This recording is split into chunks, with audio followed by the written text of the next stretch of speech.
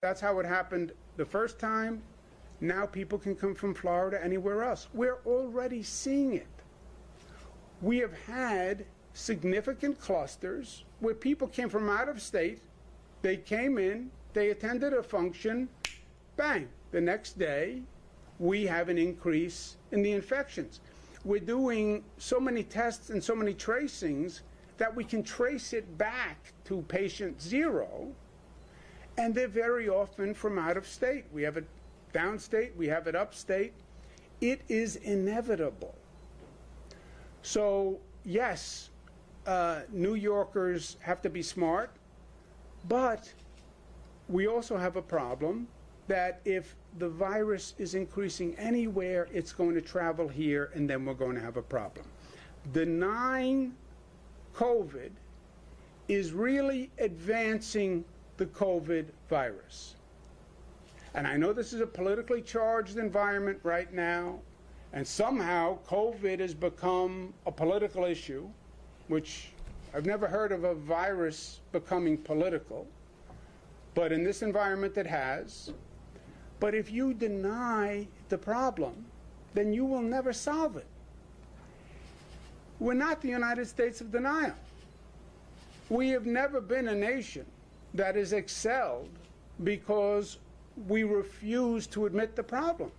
We admit the problem, and then we overcome the problem.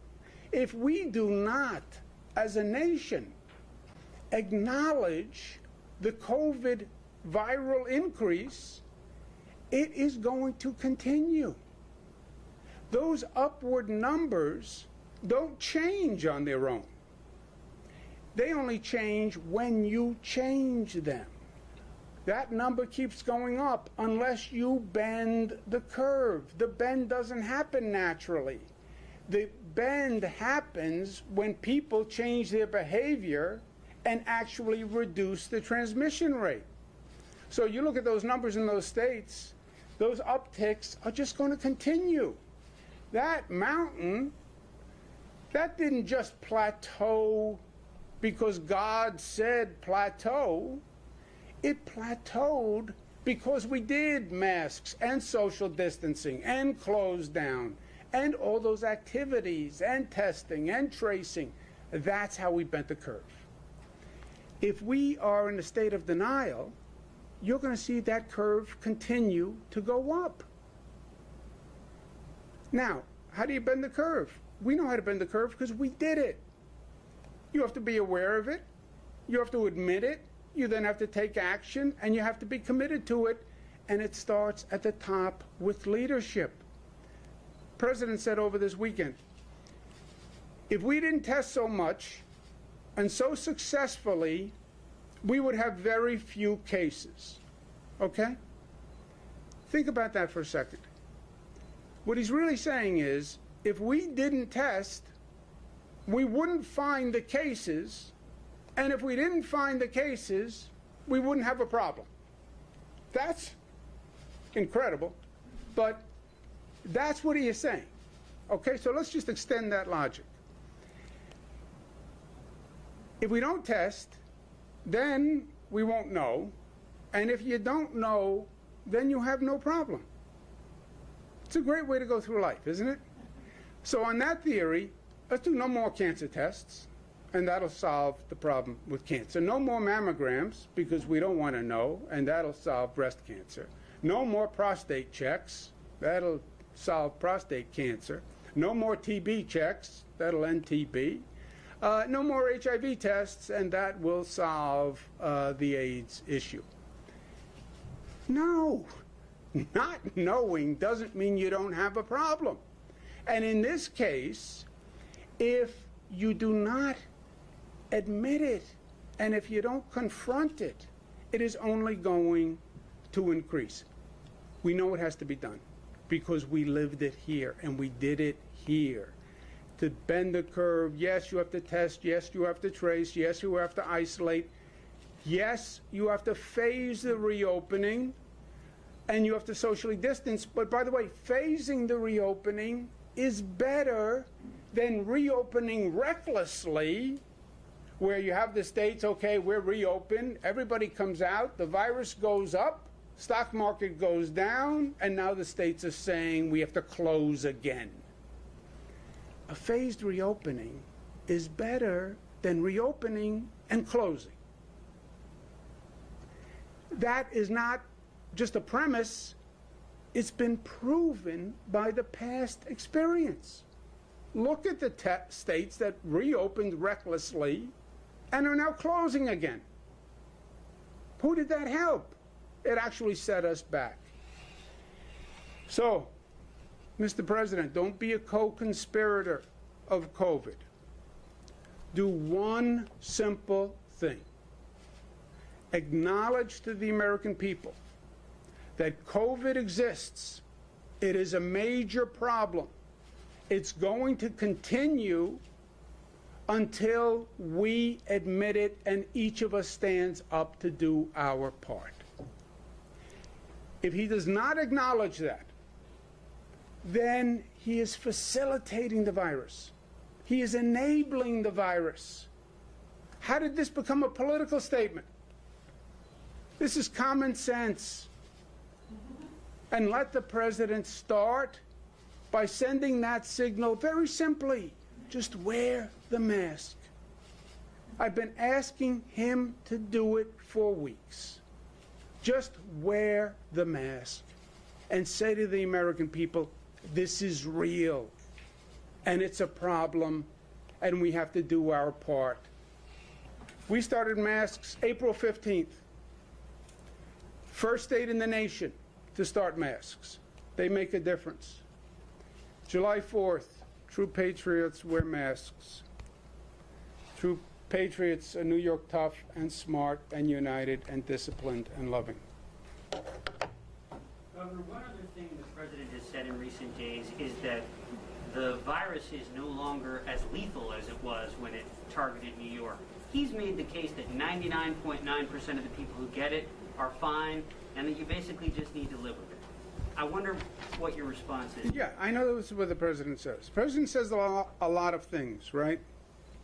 They're not necessarily facts. They're not necessarily true. 99.9%. They then had his FDA commissioner on the television and said, is the president right? And he wouldn't say the president is right. He makes up facts. He makes up science. He wants to deny the COVID virus. He has from day one. Well, it's just like the flu. Well, it's going to be gone by Easter. It's going to get warm and then it's going to disappear like a miracle. He said all those things. None of them were true. And now we have a problem in 38 states because some people believed him. He won't wear a mask. Vice President Pence says wear a mask. All the health officials say wear the mask. He won't wear a mask because he doesn't want to admit that there is a COVID virus. Why? I have no idea. But his denial of the problem and his making statements like that, 99.9% don't have to worry about it. Okay, then there's no issue. What he's saying to the American people is there's no problem.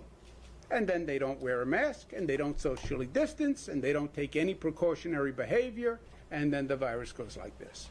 He is facilitating the virus.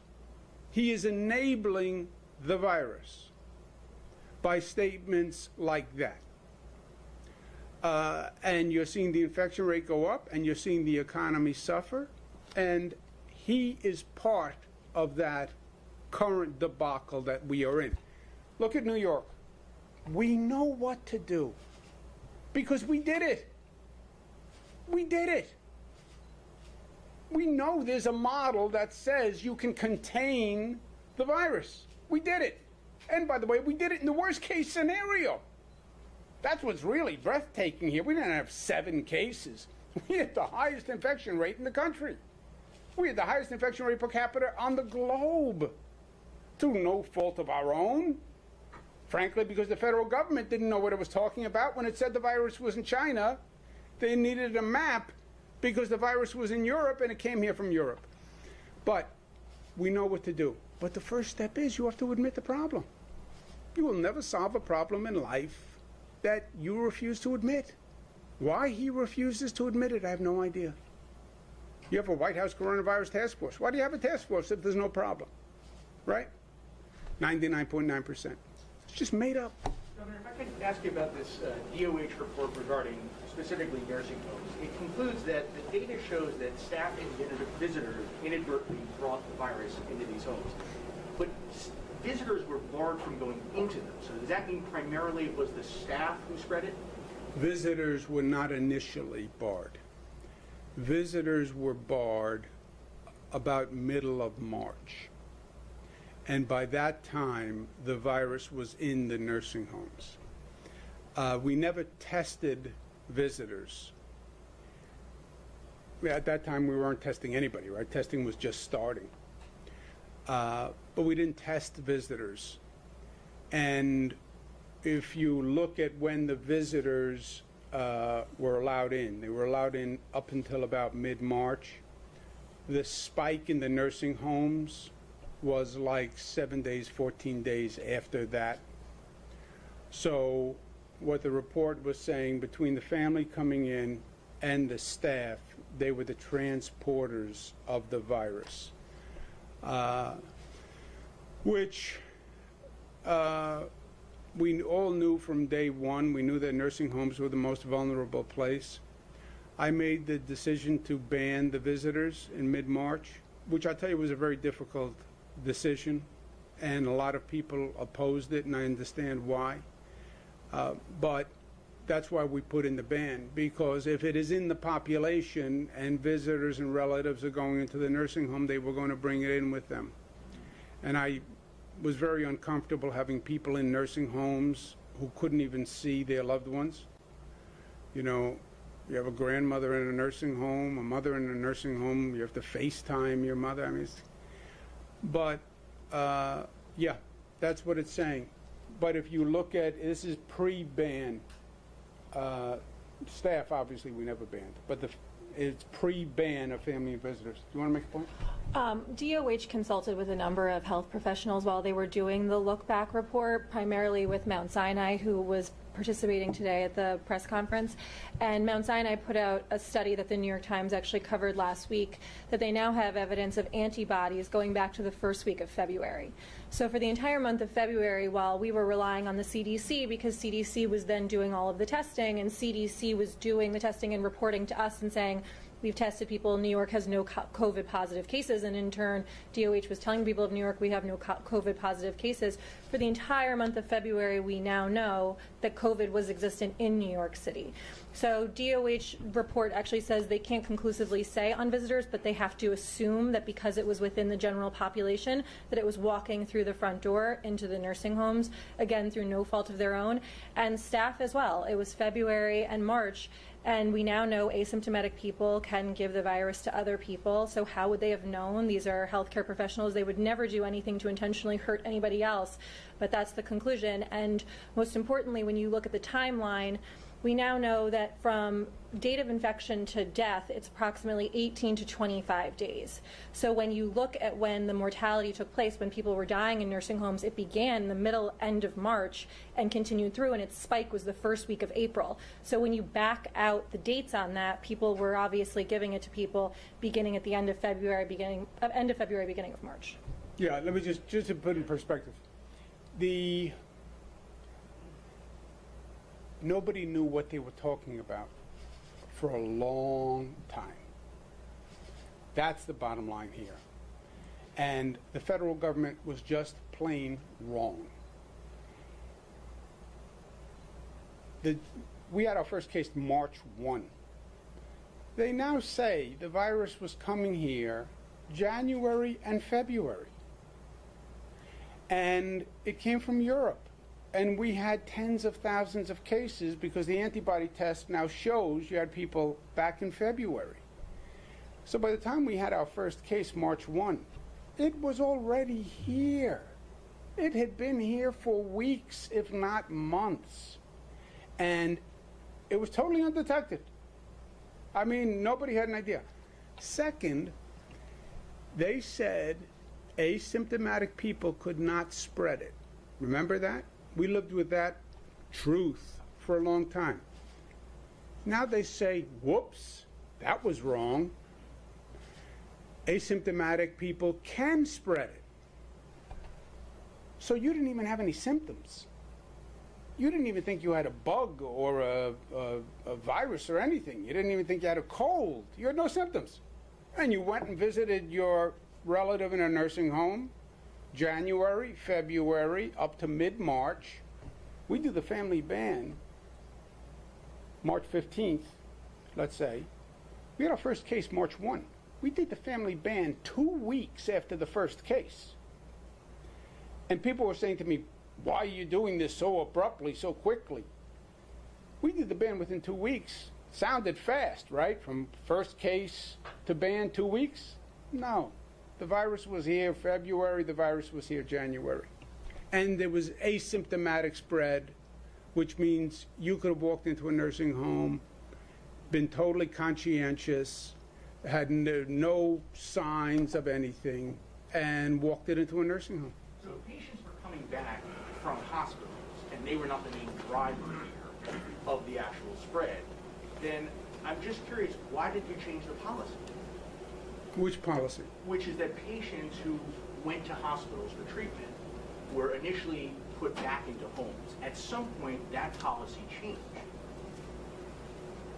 I don't know when it changed. So no, what you're talking about, Zach, is on May 10th, we did a couple of things. We then had increased testing capacity, and so we mandated that nursing homes do testing twice weekly of staff, which we had in place for about a month, and then we scaled back to once a week for regions of the state that were in phase 1. And then we had also said at the time that hospitals could not release nursing home patients unless they tested twice negative. And at that point, there wasn't as much stress on the hospitals because the number of hospitalizations and beds went down. We still didn't know then what we know now. And so at that point, obviously, it was a recognition that the nursing home population was very vulnerable. There were more beds, and so we said, out of an abundance of caution, you need to test negative before you're released. But even now we know, which is reflected in the report, which was confirmed by the medical professionals, is that after a certain number of days, you're no longer shedding the virus. So even if you're still positive after about 9 days, you're no longer able to give the virus to somebody else. But that was something that was done out of an abundance of caution. Oh, look, what it was they were playing, look, I get politics, right? And I get the political environment, and I get the ugliness of politics better than most. And you had this political conspiracy theory that the deaths in nursing homes were preventable. And by the way, most of the deaths were in Democratic states, which was right, because that's the state that had the most COVID cases. And it was this policy that said COVID-positive people couldn't be discriminated against by a nursing home. That has no basis in fact. It was pure politics, and it was ugly politics. And now the report has the facts, and the facts tell the exact opposite story. So given the facts from this report, what, in your opinion, went wrong, or what could have, looking back, right, in hindsight, what could have the state, the federal government, and nursing homes done Total hindsight, differently? CDC, when they saw the virus, Luis, in China last December, should have taken out the big CDC whistle and gone as loud as they could. Last December. When they saw it this past January, they should have kept blowing the whistle. The CDC, all of them. When Peter Navarro sent the memo to the president in January about the coronavirus, he should have done something. When the White House did the memo on possibly 2 million Americans infected, they should have done something. They should have said the virus was here when it was here. They should have said the virus was in Europe when it was in Europe. Then they should have said it was here when it was here. And that should have happened in January. March 1, it was over in March 1. It was over. We got our first case March 1. It was over. There were tens of thousands of people in New York, tens of thousands of infections, just waiting to manifest themselves. Do you think the state government could have done anything differently, or do you think nursing homes could have done anything differently? State government, I don't do global pandemics. I don't have an international health department. I don't trace China. It's not what I do. I don't trace Europe infections. It's not what I do. It's what the federal government does. You know, federal responsibilities, state responsibilities. I don't do international health monitoring. That was their job. What else could the nursing homes have done? If this nation had testing capacity, which we did not exist, and if we knew the virus was here as early as we knew, start testing last January every nursing home employee. And by the way, start testing every healthcare employee. Now, that is hundreds of thousands of tests, and you had no testing capacity. So you would have needed to know the virus was here, and you would have actually had to have a testing capacity, neither of which happened, right? Governor, are you concerned with the rising number of shootings in the city, given what's happening with the police department? Yes, very concerned. Have you spoken to the mayor at all, or? The state police are working on it. They're speaking to the NYPD police. My criminal justice people are going to be speaking with the mayor's criminal justice people. I'm going to be speaking with the district attorneys. I'm going to be speaking with the chief judge today. I'm very concerned about it. I'm concerned about it not just for the immediate loss of life, which is horrific. And again, it's the communities that in many ways need the most pay the highest price. Many of these shootings, Brooklyn, Bronx, communities that are suffering through COVID, suffering inequality all across the board. So it is in and of itself, it's frightening, and it's tragic, and it's unnecessary. You know, COVID takes lives. You do everything you can to save a life. We can do better than this. We must do better than this. I'm also concerned for the city. We have the COVID that we're dealing with. A lot of people moved out of the city during COVID. You have businesses that can't fully reopen. That has an economic problem for the city. You then have to get restaurants up and running. You have to get concert halls up and running. You know, what makes New York City, the arts, the culture. When can you do that? Well, we don't know. And then you add on top of that a public safety concern. That is a bad combination of events and a bad combination of facts. So yes, I'm very concerned. Governor, good government groups and some state lawmakers have said, given the state's progress in battling the pandemic, that the time has come to undo the state of emergency and your emergency powers, to which some of your staff members, your top staffers have said, given the danger at the national level, that is too soon. What are the benchmarks you think are appropriate for eventually ending the state of emergency and your own emergency powers before April 2021? A state of emergency first exists federally, right? Federal government, which is government in denial, they've declared a federal emergency. There is no thinking American who doesn't believe this is a state of emergency.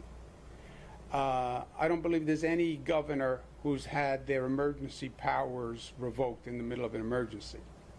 To tell you how stupid an idea that is, frankly, if the emergency powers, and stupid is a strong word, but sometimes it's just stupid. If the executive orders go away, you know what that means? You don't have to wear a mask. You don't have to socially distance. All businesses automatically reopen. Every business, movie theaters, Broadway, everything automatically reopens. Hospitals don't have to take people who have COVID unless they can pay. Everything that we have done that has worked goes away immediately because they were all done by executive order. So it's a stupid idea. Plus, it's an unnecessarily stupid idea because the way the law works, the legislature already has the power to unilaterally end any specific executive order. So let's say the legislature doesn't like the mask law. Fine. Then you pass a bill that says we're denying the mask law.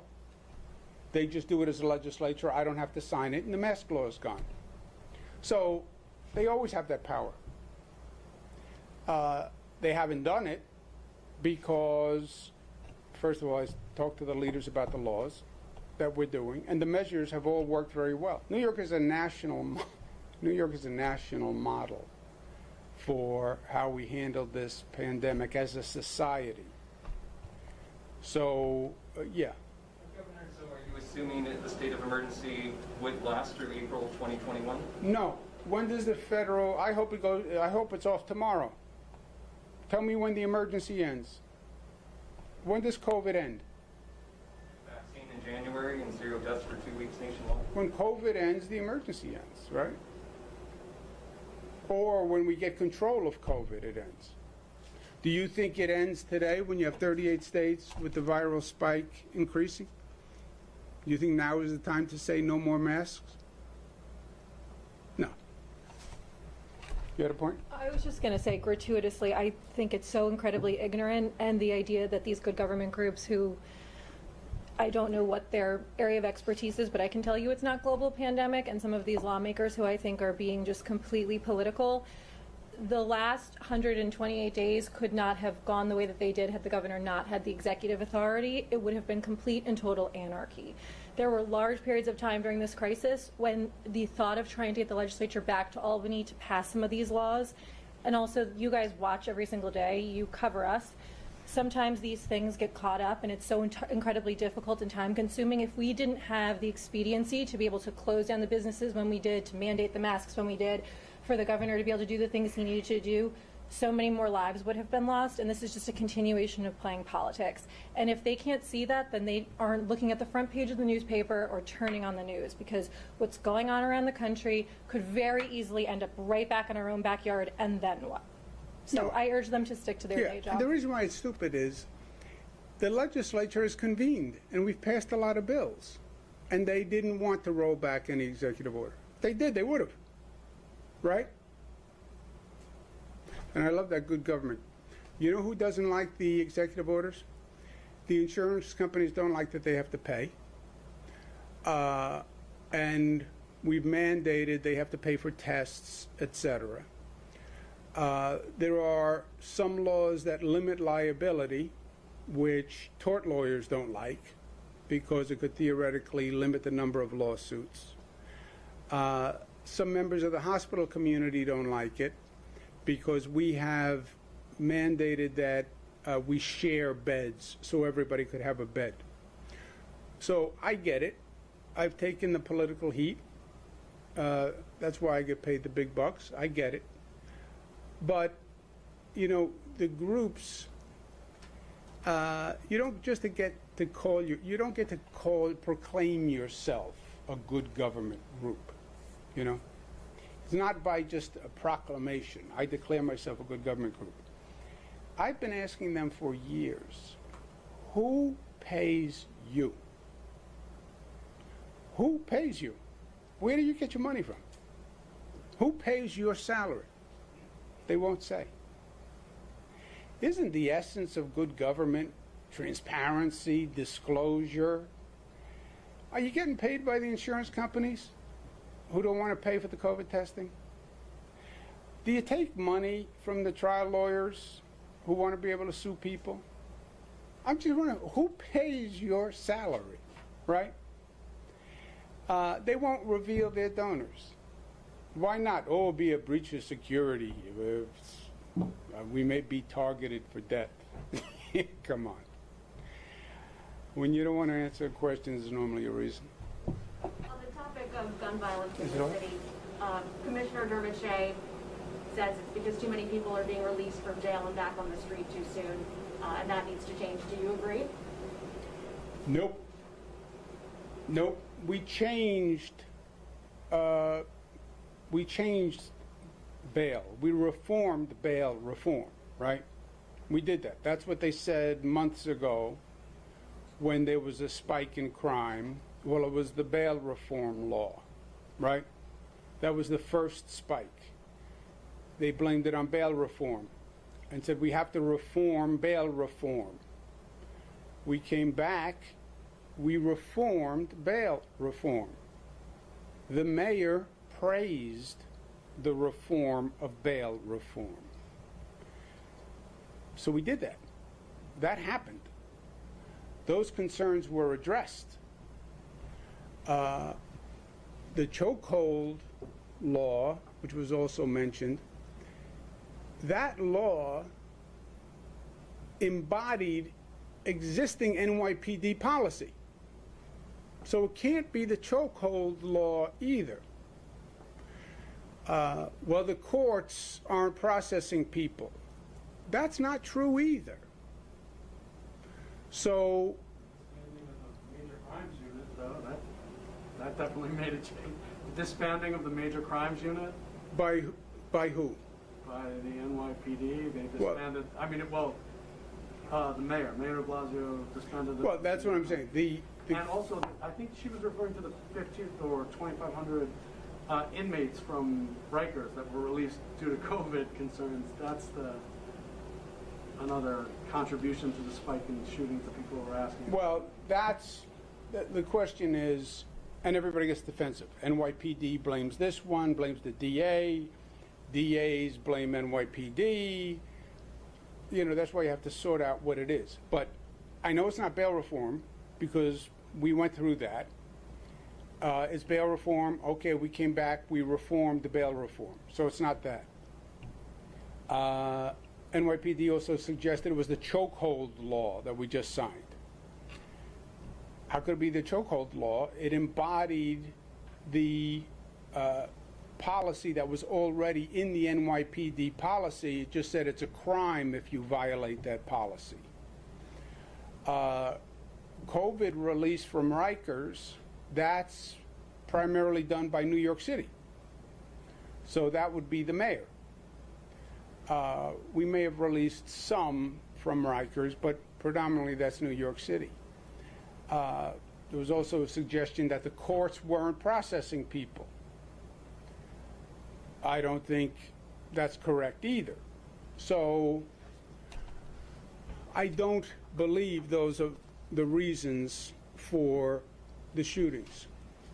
And if it was the release of Rikers, you know, you're trying to separate city policy from court policy from district attorneys, right? And who's responsible for what?